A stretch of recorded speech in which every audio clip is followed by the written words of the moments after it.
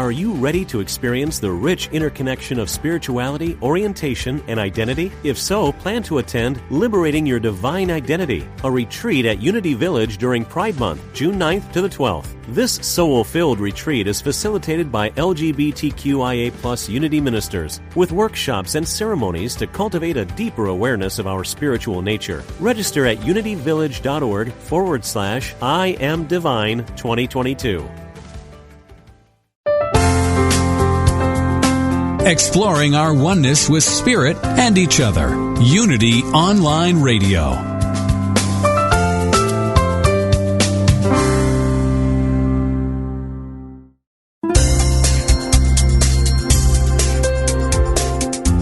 Thank you for tuning in for this Unity Partner Program. Unity Online Radio partners with spiritual leaders from organizations whose mission and messages complement Unity's. We are pleased to bring you this program on Unity Online Radio, the voice of an awakening world.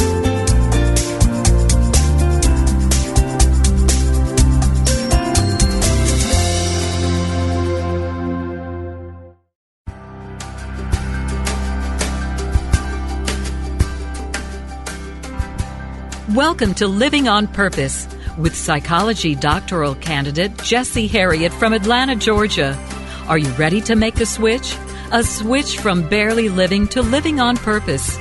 During the next hour, you will discover principles to help you live a fully functioning, conscious, and purposeful life. The all is mind, and so are you. Let's live on purpose. Now, here's your host, Jessie Harriet. Thank you so much, folks, for tuning in to another episode of Living on Purpose.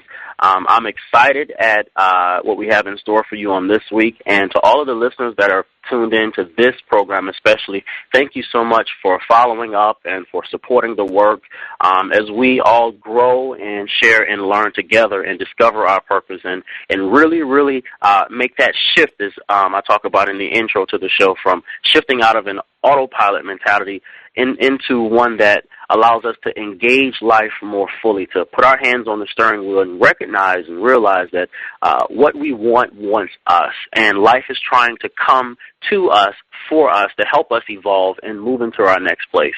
And without further ado, I want to jump right into the discussion on this week. We have a very interesting guest.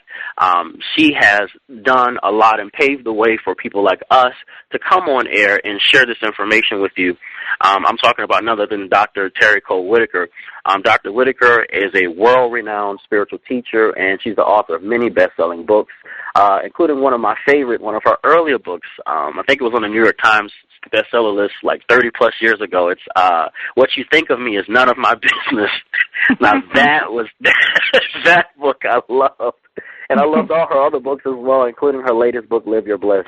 Dr. Terry, are you on the line? I am, Jesse. Thank you so much for agreeing to come on the program. What a pleasure. Yeah. It's so nice you're doing this and helping so many people out there, especially at this time with so many outer world challenges. Yes, and I want to get into all of that information. Thank you again so much. I want to tell the listeners about a funny scenario that happened. I called you and reached out to you, and you told me something on the line. You said you've been there, done that, and you also have time to answer your telephone now.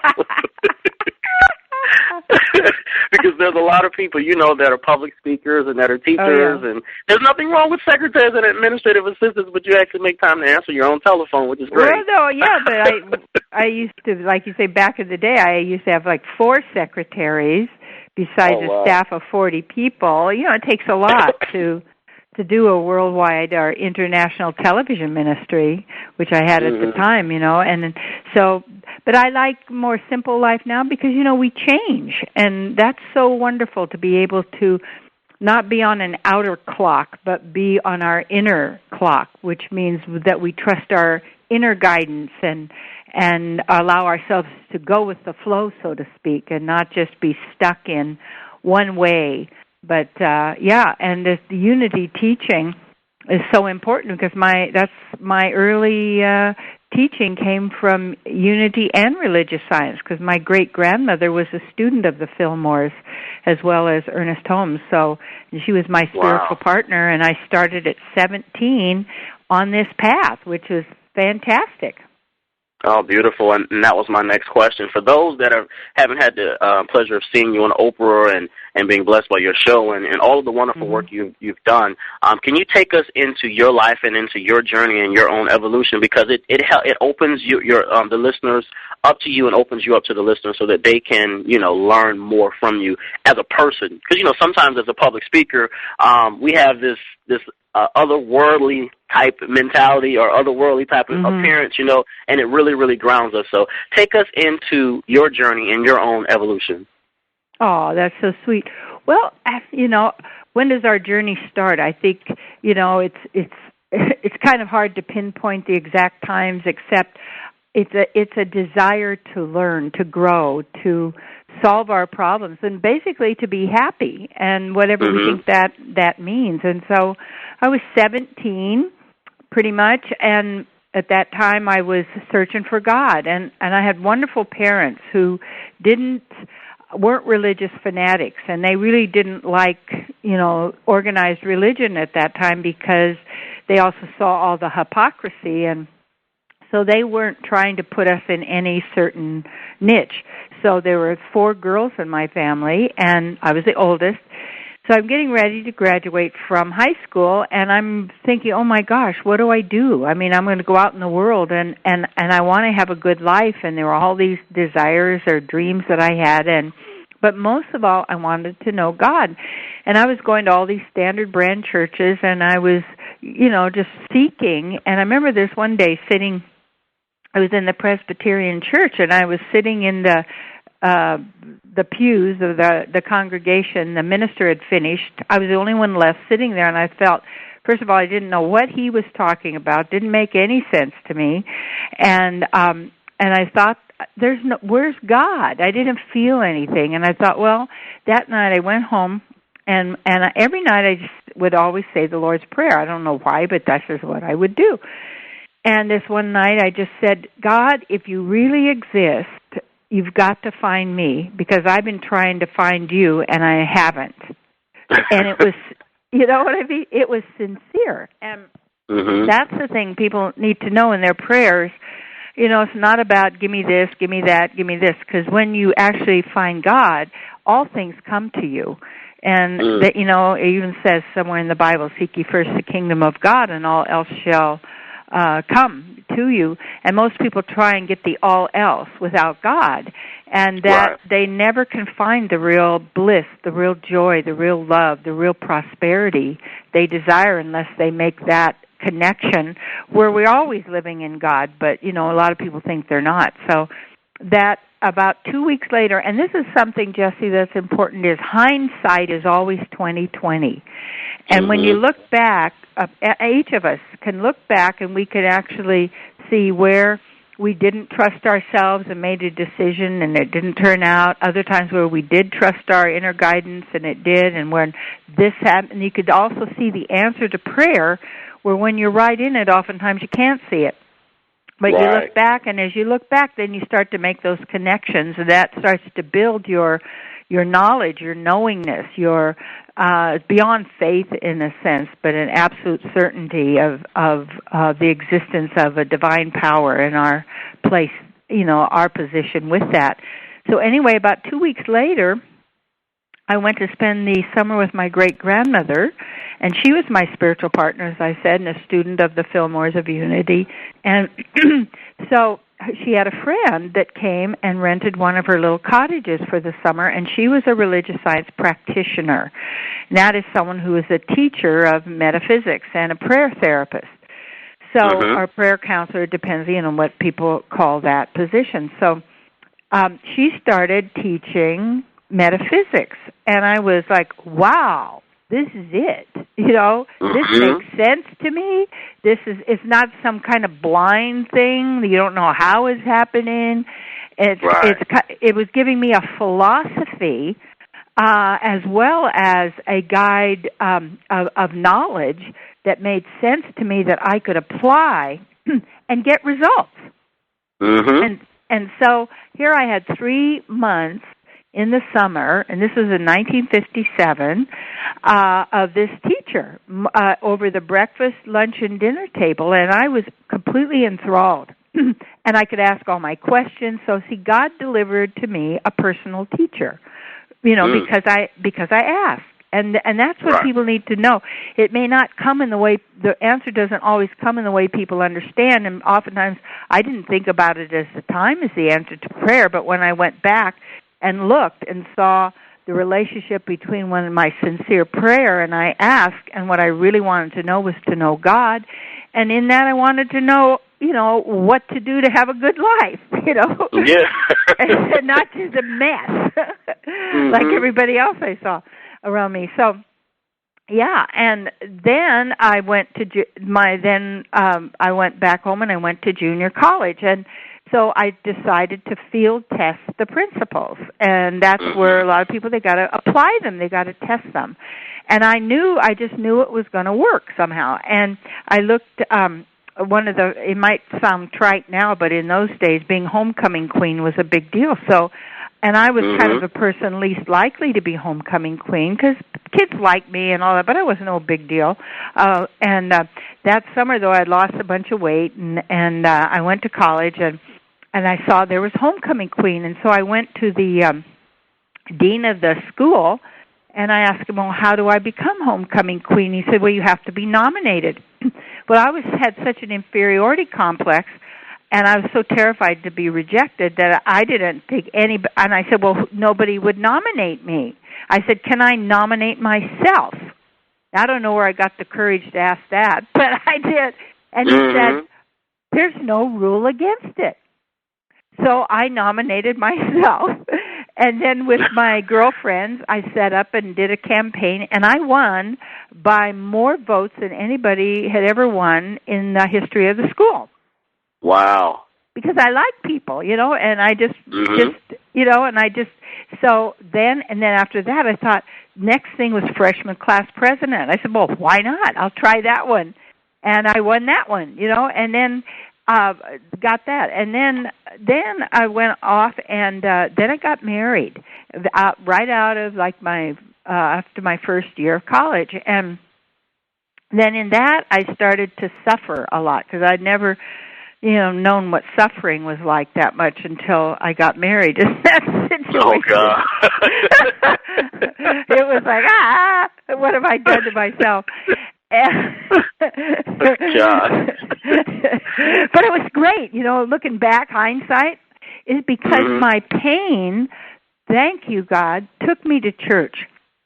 And it took me to religious science and unity, and it took me to find out how to be happy because I had that little bit of training, and I knew the difference that it made, and so that got me going to find knowledge. And I tell you, from that miserable relationship, it just opened me up so much to bring me even so much more than I ever knew was possible.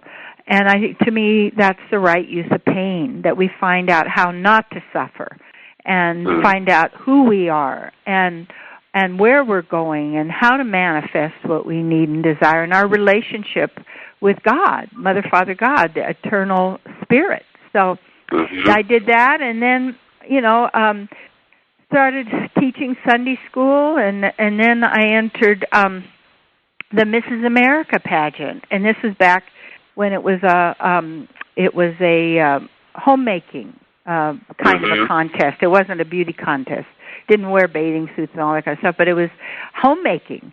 So then what happened, in fact, it was written up in the Unity magazine many, many years ago about my story about entering the Mrs. America pageant and how I became Mrs. Pancake of America. You know what? That article is still on the web. I saw it. It is? Oh, that's great. But it was so nice. And what happened, because it was really practicing the principles. And I wrote down what I wanted from it. And also, my husband at the time, in those days, you even had to have your husband sign if you were going to buy a house or a car or anything like that if you were a woman. And so I wanted to enter this contest because one of the things I learned was how to manifest without money.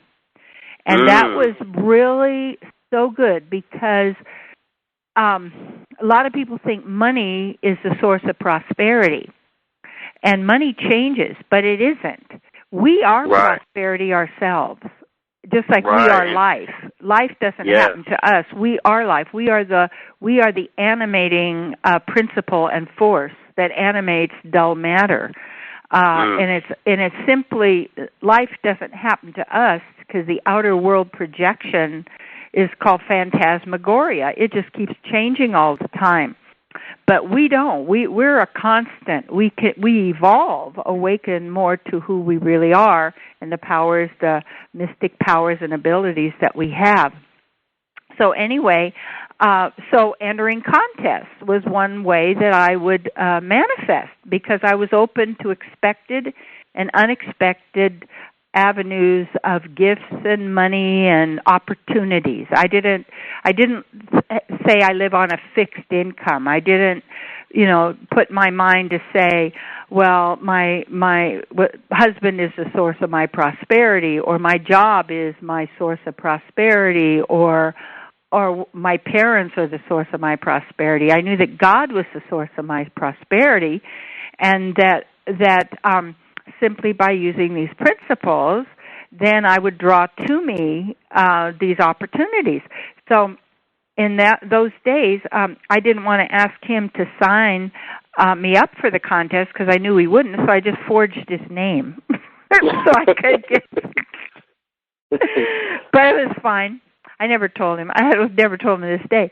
But then he went along because there was free food and, free trips and all that kind of thing. And so this inventing a pancake recipe was one of the contests, and it was sponsored by Quaker Oats, which was Aunt Jemima. They had Aunt Jemima pancake mix, and so I just put that in mind. I desired to win that, and one of the things people think that stuff is just going to happen to them.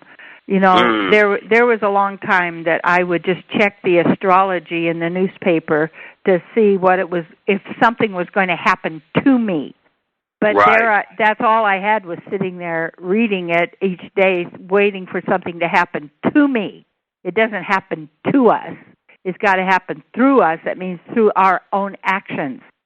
And it's kind of like that idea that, old-time chariots had two wheels, one on each side, and one side is God's work, and the other side is ours. But we're the ones who have to start it, and that God participates and plays with us at the level that we choose to participate and play. So that's where our free will is. So if a person's just sitting and waiting for something to happen, they're not moving their side of the chariot, so it just sits there.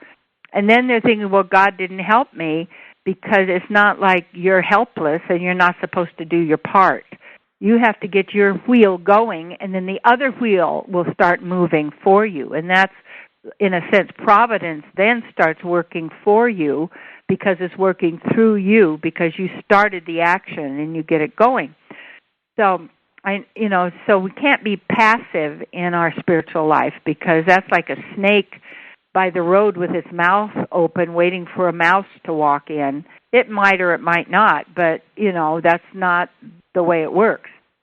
So anyway, this contest of then as I started experimenting with cooking pancakes, one day the recipe came to my mind, and it was like a flash. It was actually lightning I could see in my mind, and I knew I was going to win. And so I didn't want to be Mrs. America, given I didn't have a real happy marriage. But I thought, I'm a good homemaker, so why should that stop me from doing what I want to be doing? And so I won that Mrs. Pancake. And what I prayed for, and this is what's important, I think, for people to, you write your list, in a sense, of what did you want. And I wanted whatever I won that would serve God, and would help others and would help me with my life's work, which at the time I didn't know. I didn't know I was a minister and a writer and counselor and public speaker and all of these things. But I knew that God knew, because, or you could call your higher self, or your true being, or the soul of every soul, whatever name. And so I knew, but I thought, I want this to help me with my career. And see, so what I won was this Mrs. Pancake of America, and I became third in runner-up in Mrs. America. And this Mrs. Pancake gave me everything I wanted. I became a television minister after a while. But here, this first television training I had was I traveled the United States and Canada during the week. I'd be home every weekend, and I was on What's My Line cooking pancakes. I did television interviews, radio interviews. I cooked pancakes on television, but I was always talking about basically attitude and philosophy and how to help people have a better life, a better way of being. So, yeah, that kind of started it all, and then I started doing other things and then knew it was time to so then I continued and went on to ministerial school, and after that was it 1973, I graduated, and then in 1975 I was ordained in the Church of Religious Science, which they call now Centers for Spiritual Living. And probably if I had to do it over, I would have gone to Unity, because I love their vegetarian. The Fillmores were staunch vegetarians, and I'm a vegetarian because I like the practice and kindness to animals. And my body had a stroke back in 1986 when I'd been trekking in the Himalayas, and all this had mystical stories there. But I decided, to take responsibility for my physical health as well. Right. So, Dr. Terry, on that note, we have to take a quick commercial break. Folks, hang on to your seat. This is a very interesting and funny and transformative conversation we're having with Dr. Terry Cole Whitaker. I'm Jesse Harriet today. Stay tuned for more Living on Purpose when we return.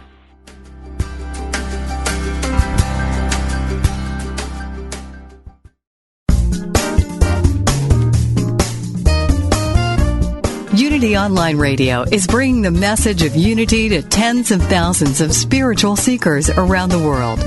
If you have been served by this programming, we invite you to support it by visiting www.unity.fm and clicking on Donate Now.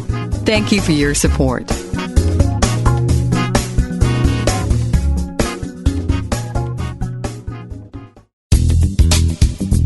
Hello, listeners. Did you know we've gone mobile?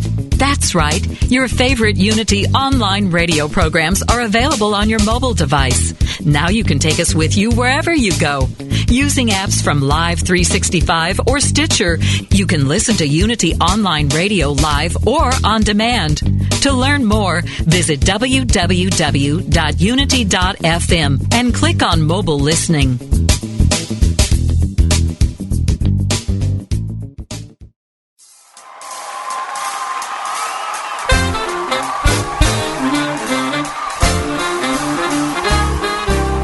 Unity Online Radio is turning 5 this year, and we're throwing the biggest bash of all. A cruise to the Caribbean, November 10th through 17th, 2012. We'll celebrate in style aboard Holland America Line's Eurodam, with sunshine, fine dining, and a selection of island excursions at beautiful ports of call in the Eastern Caribbean. Plus, feed your spirit with music, message, and meditation. Your favorite host will be there, and we hope you join us too as we celebrate 5 years of spiritual programming at Unity Online Radio. For more information, go to www.unity.fm/cruise.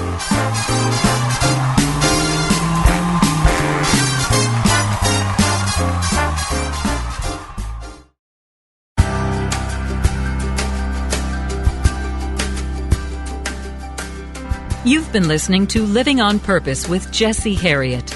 If you have a question or comment about today's broadcast, or if you'd like to join in the discussion, friend us on Facebook at Jesse Harriet or email us at livingonpurpose@unity.fm.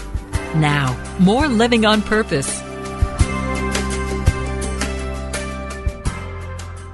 And we're back having a delightful conversation with Dr. Terry Cole Whitaker, who during the first half opened herself up and took us into her life and her life story and her own evolution and how she applied the principles. Because as she said, these principles have to be tested and they have to be applied. And by participating in that application, folks, you get the results. Don't sit back and expect God to do it. But God, as you say, Dr. Terry, moves through us, for us. And on that note, I want to shift the conversation and move back into something you said before we ended the first half, where you talked about your life's work. What helped you to discover your life's work? Because there are many folks who feel the call to do, whether it's ministry or music or whatever it is, but they feel that they can't afford to do it. They don't have enough money to do it. What helped you to determine your life's calling and then to actually make that jump into it? Well, what kind of help? As I look back, remember, hindsight's 20/20, and that's really good for people to look at the cause and effect relationships. And I knew I was going to have to get a divorce, and I had 2 little girls to take care of. And then I had to think about, well, what, because I thought I was going to be a housewife, and I was going to go that path. And I had to start thinking about, well, what am I going to do, in a sense, to take care of myself and the girls. So I had found this little book, and it's so funny that sometimes the greatest truth only costs 25 cents. I mean, it doesn't. Oh, wow. We always think it's like thousands and millions. No, it really isn't. And it's which is amazing. So, and it's out there. The truth is there if people want to find it. So anyway, I knew I didn't want a job. I wanted life's work. I wanted purposeful living, meaningful. It wasn't like just a job, because in those days a woman was like a nurse. You could be a nurse, a teacher, or a secretary, basically. And it was like, well, that's not my nature. I didn't know being a teacher, but I was thinking the teacher in the standard way in a school and making the kids sit at a desk. That wasn't my idea of a good time. Right. So what I did is this, this little book was teaching that, you make a place in your house that's your meditation place, and that's where you sit and you do your prayers and your visualization and your meditation, and it becomes like a PowerPoint, because it's that energy that's right there, and every time then you sit in that place, you very easily go into that meditative state of being because you've designated that spot. So anyway, then I would visualize myself telling my mother about my wonderful life's work. And I would visualize myself at my mom lived on a boat, she and my stepdad. So I would see the boat. I would see my mom with her navy blue scarf she'd wear over her hair. And I would say, Mom, I have the greatest life work. Now, I didn't know what it was, but I would say what I wanted, which is it serves God, it helps others, it uses all my talents and abilities, which I didn't know what they were. I didn't know at the time that we can learn and become anything we desire. But this is what I was doing. And then I would be prosperous, unlimited amounts of money, travel, meet wonderful people, make a difference in the world. My time would be my own, so I could be with my children when I wanted to be. Because, see, out in the world, they're always telling you what you can and you cannot do. Always they're making rules for you. Do you know that really divine beings, which we are human beings, don't need rules? And we're told if we didn't have rules, we'd be living in an anarchy. That's with the assumption that human beings are evil and bad and horrible, but real human beings are kind, loving, generous, and compassionate. All that other is just programmed nonsense. And so, yes, and I wanted that freedom also to live as I desired to live. So I would be telling my mother about all of these things I had. And my mother would say, oh, I'm so happy for you. And I would visualize this. But the funny thing would be when I would go to see my mother in reality, the outer world, or the outer reality, she'd say, well, did you get a job? And I said, well, no, Mom, I'm visualizing. She said, you're what? Why did you get real, Terry? Right. Now, what was that process like when your outer world didn't match your inner world? Yeah, exactly. Oh, well, yeah, because the inner world has to start first. You know, right. The outer world is simply the reflection. It is the projection of our inner state of being, our inner consciousness. And so she didn't understand, so I thought, well, I just won't tell her anymore about what I'm doing. And so anyway, I didn't know what my life's work was, but I knew I wanted a meaningful life and a purpose-driven life. That I was making a difference, and I had that freedom to live as I chose to live, not just according to other people's rules and regulations that would put me in a certain slot that, you know, or a little box where I had to live my life in there. So after this visual, I get the feeling of it, and I knew that God knew, and I knew that that was the step. So one day, my minister asked me if I would do the Wednesday healing service talk because he was going out to lunch or something, couldn't do it. And I said, yeah, but I've never given a talk ever. And he said, oh, no, you'll be fine. I said, well, not really. I don't know how. He said, oh, you'll be fine. I said, well, okay. So I had never really learned how to give a talk or whatever. So I went through all the books I was reading, my favorite ones, and I just cut out all the parts I liked, and I taped them on this yellow-lined legal pad paper. Mm-hmm. So none of them were my words because they weren't my words yet. They were like other people's words, but they're the words I liked. It was a teaching I liked. So when it was, there were about 15 or 20 seniors that were at the Wednesday healing service, and I'd asked my girlfriend Joanne, my buddy, to come if she wanted to, and she was there. So anyway, I stood up and I read every word, but I'll tell you, the Holy Spirit was so thick you could have cut it with a knife. There was something profound that went on. It was a feeling, and when I was done, nobody even applauded. Everybody just sat in silence. And it was like, and then they started applauding, and it was like, wow. I had no idea what happened. And so then, I know the feeling. You know the feeling. So then my girlfriend, Joanne, came up to me, and she said, Terry, you're a speaker. You're a minister. I said, I am? And then I went, I am. Boom, just like that. So you set the intention. You started with the intention, and you set the intention. And I don't want to say you left it generic, but because you didn't know, you pulled out certain qualities that you did desire, which was to have a great income, to travel, and to own your time, and to let it be of service to God, which is very important. And by setting the intention, you set the energy out there and you watched what life brought you. And life brought you a circumstance which at the time you didn't see any connection. And I noticed that in my own life. Sometimes, like you said, hindsight is always 20/20, but we don't see the connection to an opportunity that comes up for something. And then later on it's like, aha, your answer comes out of that connection. Absolutely. That's so good. Yeah, the intention and the prayer.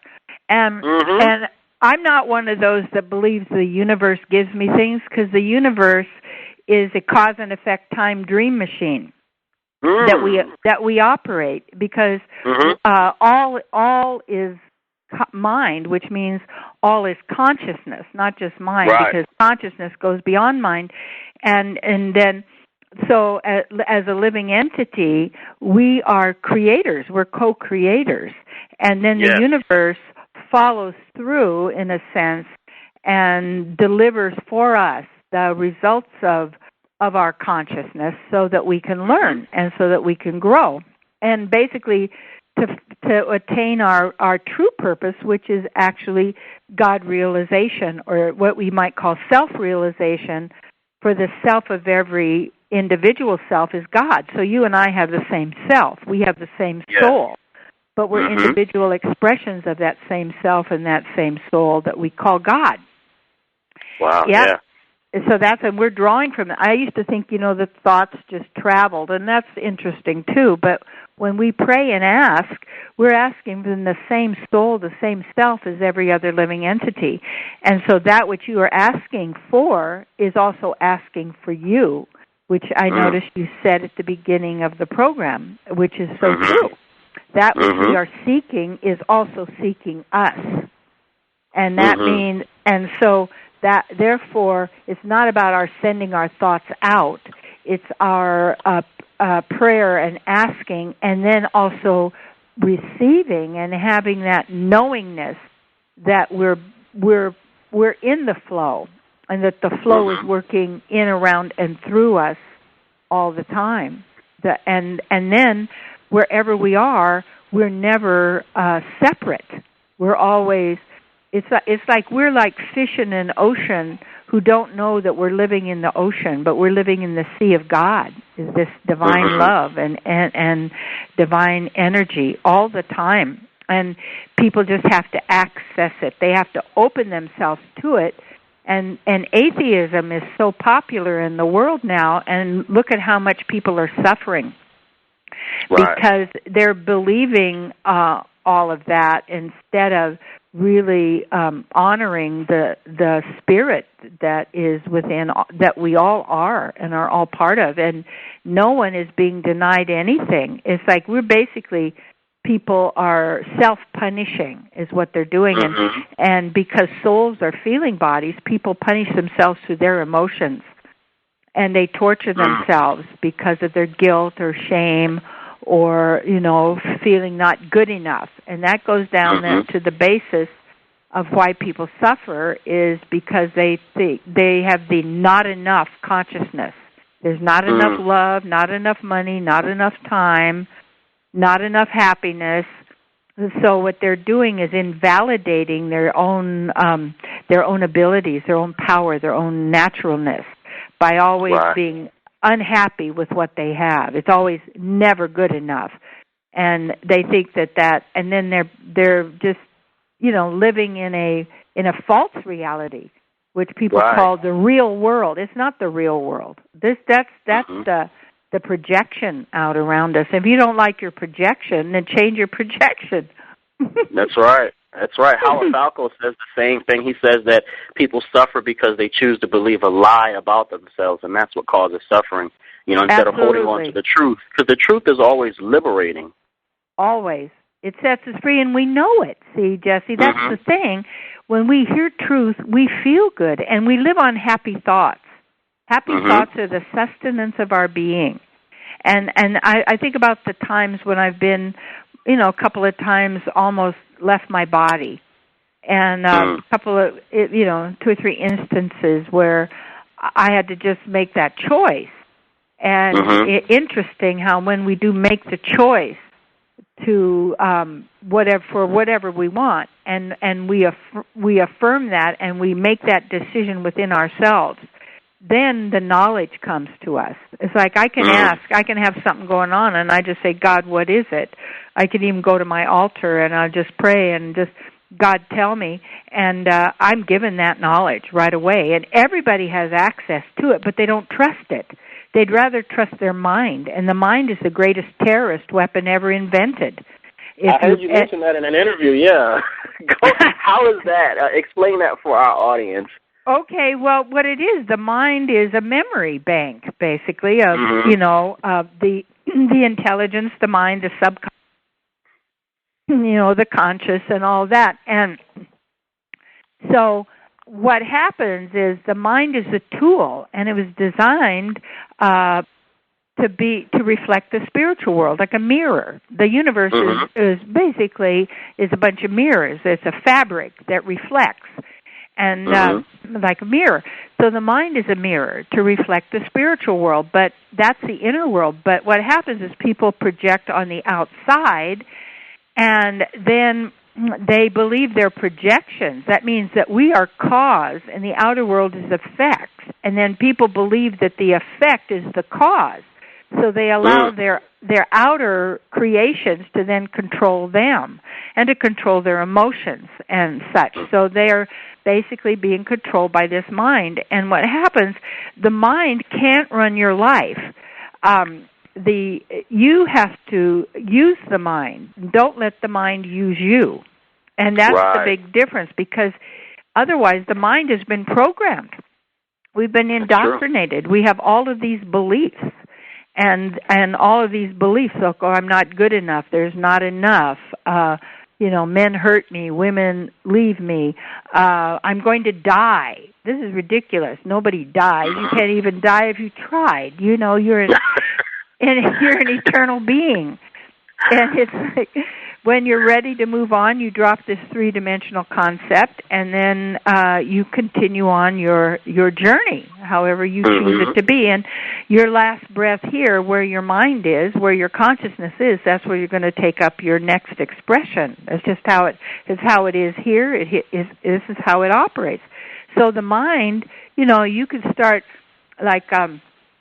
I have these students in my Grand Master program, and I have this one student in England, and she's a fabulous public speaker, and she teaches public speaking. And what we're working on is her controlling her mind, because the mind then she'll give a great talk and a great class, and then her mind just tells you, you're stupid, you're horrible, you're not going to do it, everybody's better than you, you're never... But really, that's not validated in her life. She's doing great work, but the mind, if you let it, will drag up all this stuff, because the mind works in opposites. When you say, I'm good enough, the mind says, no, you're not, loser. And then for every high, you're going to have a low. So what I teach in my book, Live Your Bliss, is we have to get up above the swing of the opposites of duality. That means that, good and bad, like and dislike, hot, cold. It's all these opposites, which are two sides of the same coin. But that's how the material world works. And the mind is made of material energy. It is a tool that we use in inhabiting this three-dimensional reality. So when you get above it, that means that you can watch it, but you don't get caught up in it. And then you don't let your mind destroy your life. And you don't let your mind carry you away.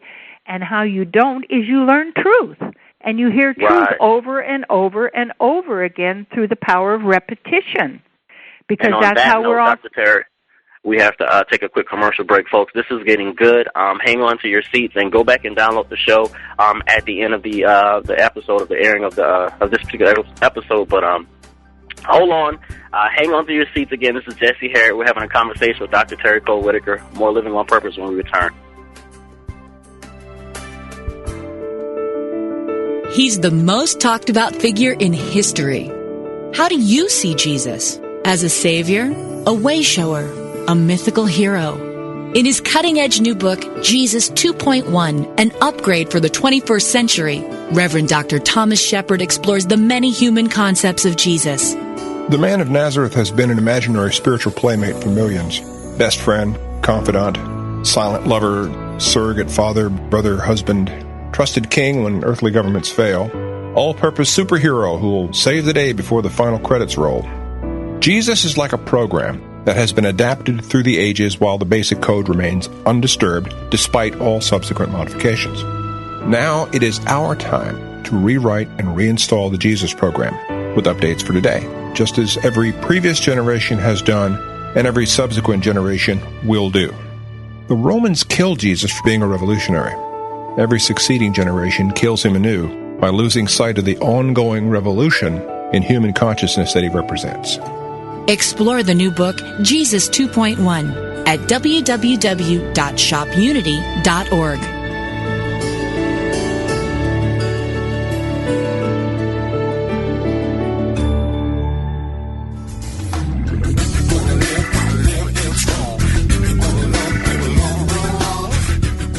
In a world that accepts mediocrity, conformity, and limitation, we are being called to shatter previously held beliefs about what is possible and live bigger, bolder, and more outrageously. As we explore cutting-edge ideas, people, teachings, and practices, we will settle for nothing less than a life lived with passion and purpose. Join Reverends Robin Ryder and Robin Ferguson live every Wednesday at 1 p.m. Central Time and explore what it is like to live your life out loud. Rebels with a Cause, only on Unity Online Radio, the voice of an awakening world.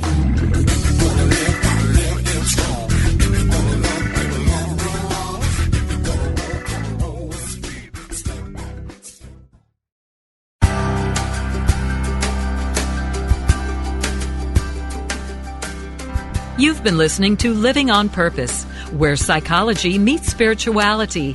Now, here is your host, Jesse Harriet. And folks, we are back in our last segment having a powerful conversation with Dr. Terry Cole Whitaker. If you missed the show, go back and download the episode this evening. It's compatible with all of your handheld devices, MP3s, iPods, iPads. It's even compatible with your mobile devices. You can play it in the car. This is good stuff. Dr. Terry, we want to jump right back into something very powerful that you mentioned from your book. You talked about principles of prosperity in your book, and you talked about living your bliss. First of all, for our listeners, how do we live our bliss? Because in the book you mentioned that we are bliss, looking for somewhere to happen. Yes. Well, yeah, and living your bliss means being yourself. And I like my work is to help people be beautiful, which means be you to the full. And all we have to do is be our true selves. But most people don't know who they really are because they have the false ego, which is all these concepts about who we are. I'm this, I'm that, I'm not this, I'm not that, instead of getting to the real heart of the matter, which is that we are a spirit soul. And so as a spirit soul, we're godlike. We have all godlike qualities.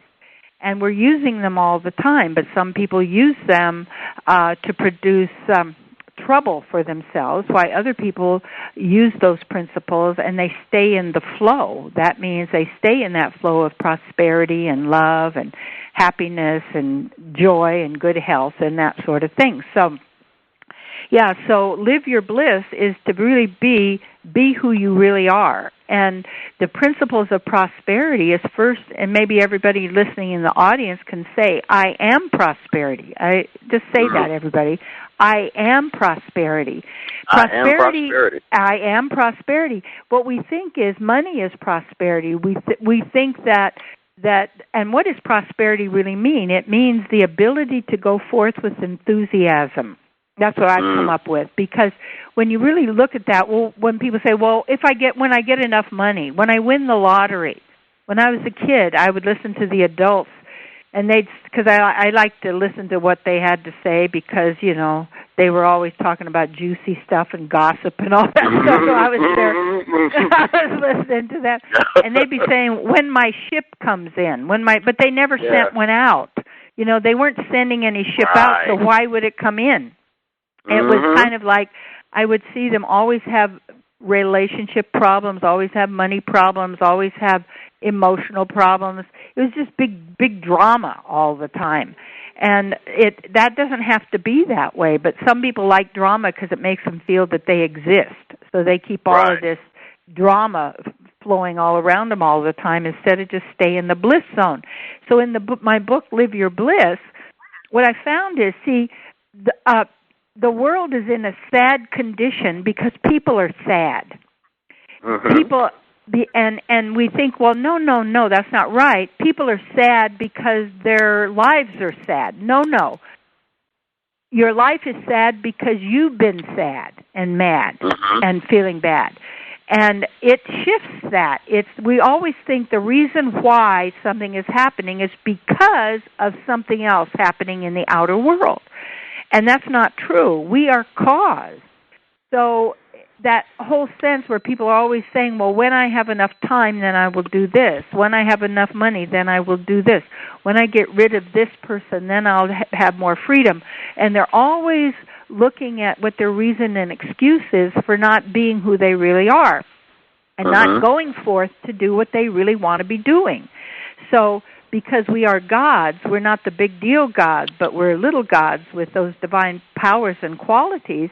When people are miserable, they're miserable because they like it in some way. They think they're getting something out of it. And usually all of our negative emotions are to manipulate other people at some level. And when they get into the habit of it, and the habit of my poor me, the pity pot, nothing. And I used to be filled with self-pity. It didn't matter what it was. It was being done to me, And but that didn't, and it was kind of some satisfaction. I could cry, and I could feel bad, and I could scream and yell, and I could do all these things to try and manipulate others. And what ultimately it did, it didn't help me. It just made it worse. So this Live Your Bliss is about helping people to understand that who they are is bliss. And I study the Vedas from India, which are basically the source of unity, and I'm a rootist. I'm a researcher, a spiritual researcher. And we're pleasure seekers. We want to be happy. Everything we do because we think it's going to bring us happiness and avoid pain. But this level of happiness and pain, pleasure and pain, is really a duality. It is our perception of things. We go, well, I like this, I don't like this. This gives me pleasure, this gives me pain. But when we declare it and say this was a painful, tragic situation, then you feel pain, and you then throw yourself into this pit of emotional despair, which doesn't solve your problem and doesn't empower you and doesn't give you really the happiness that you truly desire. So in Live Your Bliss, it teaches how to be in the bliss zone, which means to be who you really are, and in that bliss zone, then you can, what would you say, receive and express the divine that wants to express through you. And what happens is people stop that flow through negative emotions, and they stop that flow through their beliefs and their concepts. And then they say, yes, see, my life is exactly what I believed it would be. But you have to look, where did those beliefs come from? And a lot of those beliefs come from people believing in a psychopathic God, this God who is cruel, jealous, mean, hateful, that you're going to plunge you into hell and suffering forever. And that's all such a crock. It's just a bunch of lies. And that salvation comes through suffering. And if you're going to be, follow the example of a lot of the saints that they would bring forth, all suffered, so that if you want to be a saint, you have to suffer. This is ridiculous. And then if you even challenge that, then you'll go to hell. And some people dressed up in little outfits and little costumes and make it look like they're better and more than others. It's a ridiculous sideshow. And all of us are equal. And it's what we do with the equality of power that we have. And this is my work at this time, that I want people to know that right now something wonderful is happening. And it's such a gift that it is an awakening of masses of humanity towards their divinity. And those that do this, their future is fabulous. Those that do not, their worst nightmares will happen because they believe in the nightmare. And that's why, and that's why I do my work. And in Live Your Bliss, and also my first book, What You Think of Me Is None of My Business. Why that is important is we give our power to others, and we want them to like us and love us. And what it is some people get angry when you succeed. And so in order to get their love, then you fail, because you want them to love you. And then the competitive thing is, well, who do you think you are? You're Mr. High and Mighty. You've got everything flowing for you and going for you, instead of going, gee, I can learn from you. It's this jealousy and this envy that is all part of a poverty consciousness. So I'm a teacher of prosperity, and what that means is that you always have what you need, that you're always in the right place, that you watch divine magic happen in your life, and divine magic is happening all the time, and we have to tune into it. So, that's true. Yes. And can I give him my website? Yes, ma'am. Go ahead. We have about 2 minutes left in the half. Okay. I wanted you to give us your contact information. How can we get a hold of you and your books? And just one small question, some personal practices I always ask guests this, that you implement on a daily basis. Oh, yeah. I stay in the bliss zone. I don't let anything going on in the outer world control me, ever. I stay in that state of consciousness. And I do that through my affirmations, through the mantras that I chant, through the books that I read, and most of my books are from the ancient teachings of the Puranas of the Vedas, which is the source of basically all knowledge. I do not believe in any kind of teaching that has a God that is punishing, mean, ugly, nasty, vengeful, jealous. That's pathetic. My gods are loving, kind, Mother, Father, God, adore me, worship me, enjoy me, love everybody, and wish everybody well. And that's where I stay.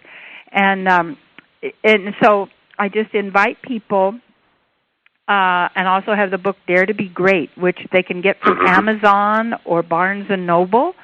They can get from their different churches or request them. And then my website is www.terry, Terry, Cole, Cole, Whitaker, WHITTAKER.com.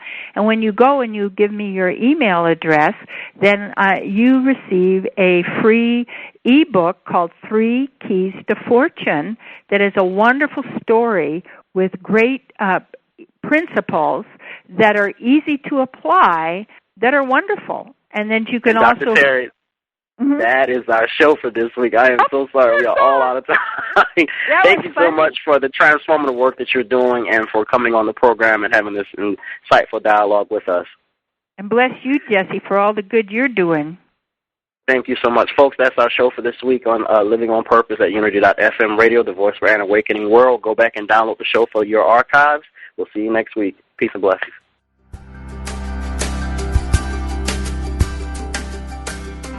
Thank you for tuning in to Living on Purpose, where psychology meets spirituality with Jesse Harriet. Listen in live every Tuesday at 9 a.m. Central Time for more insights into psychology, ancient wisdom, and how it connects to your life today. Living on Purpose, only on Unity Online Radio, the voice of an awakening world. This program is brought to you in part by www.jesseharriet.com, where psychology meets spirituality. Connect with us on Facebook and YouTube. Keyword search Jesse Harriet.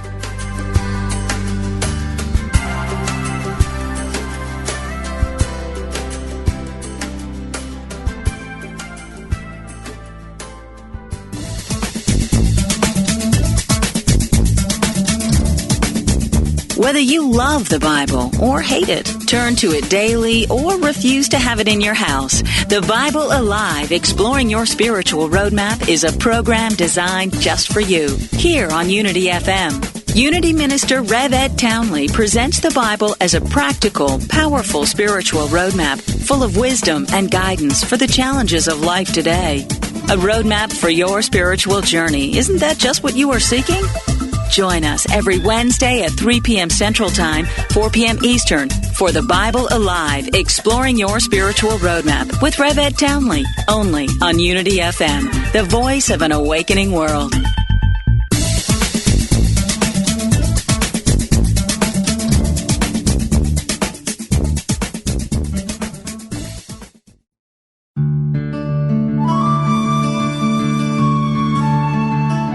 In quiet moments of prayer, let go of any concern.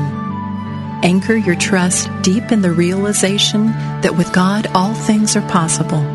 Never doubt it for a single moment. This meditative moment is brought to you by Unity.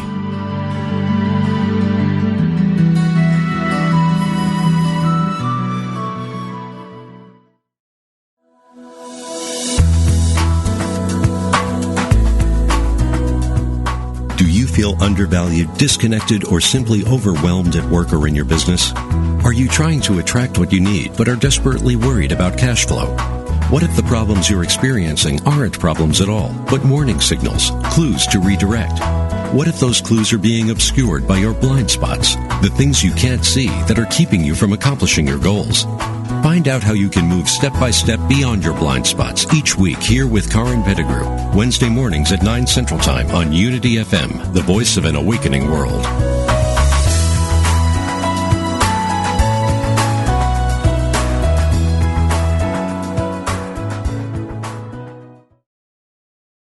Are you ready to experience the rich interconnection of spirituality, orientation, and identity? If so, plan to attend Liberating Your Divine Identity, a retreat at Unity Village during Pride Month, June 9th to the 12th. This soul-filled retreat is facilitated by LGBTQIA+ Unity ministers, with workshops and ceremonies to cultivate a deeper awareness of our spiritual nature. Register at unityvillage.org/I Am Divine 2022.